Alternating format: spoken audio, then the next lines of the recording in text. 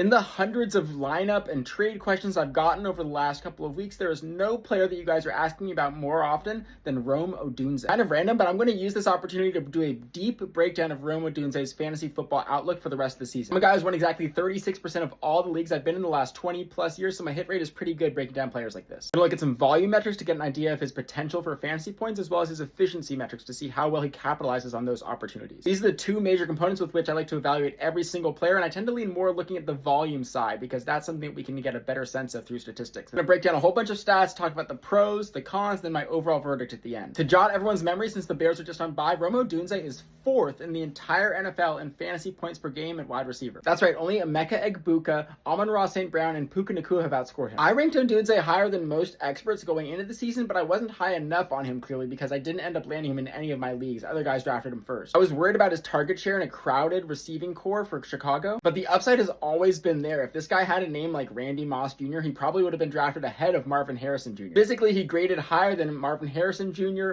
Malik Neighbors, Brian Thomas Jr., and all the other receivers in that stacked draft class. But the issue is he was a distant second fiddle to DJ Moore his rookie year, very much disappointing. That's before his breakout in the first 4 weeks of this season before the bye week. But there's a catch. Romeodunze is in the bottom 15 of the entire NFL in average separation score, according to Pro Football Focus. DJ Moore has disappointed so far, and it's presumable that he will get more opportunities, more targets in the future. Plus, there's the potential emergence of Luther Burden, of Colston Loveland. There are a lot of receivers still on Chicago that could have great games. But let's look at some of the pros. Odunze is 13th in the entire NFL in team target percentage. Odunze is 16th in the NFL in cashable targets per game, right between Mike Evans and Zay Flowers. Some good company there. He's also 9th in the NFL in air yards per game, based on what his quarterback throws to him, right between Emeka Egbuka and JSN. Good company again. And if we look back at that average separation score, I'm a little bit skeptical of this metric. For instance, some guys that he's ahead of include Rashid Shaheed, who just scored the fastest time running of any player in the NFL this season last week. Tyreek Hill, also a complete beast, even though he just snapped his leg in half. Even a guy like Jordan Whittington, who just recently led the NFL in this stat. So don't listen to separation scores too intently. Odunze also gets a few boosts from the fact that Caleb Williams will likely keep improving as the season goes on. It's what he did last year. It's what he started to do this season as well. Bears also graded as one of the friendlier passing environments, according to my AI models, because of how they like to throw the ball down the field and have a weak defense. It'll make them play from behind often. He's a guy who likes to take risks downfield, so they're going to use Odunze's 6'3", 210 frame to make some big plays. And he's already had his bye week, so he has one extra game to play compared to all these other guys I've talked about. So I think he's legit. Go and check out fansports.com to see exactly where I rank Odunze rest of season. Let me know how you like this video. I'm still in the early days of making fantasy football content. I've only been doing it for 7 weeks or so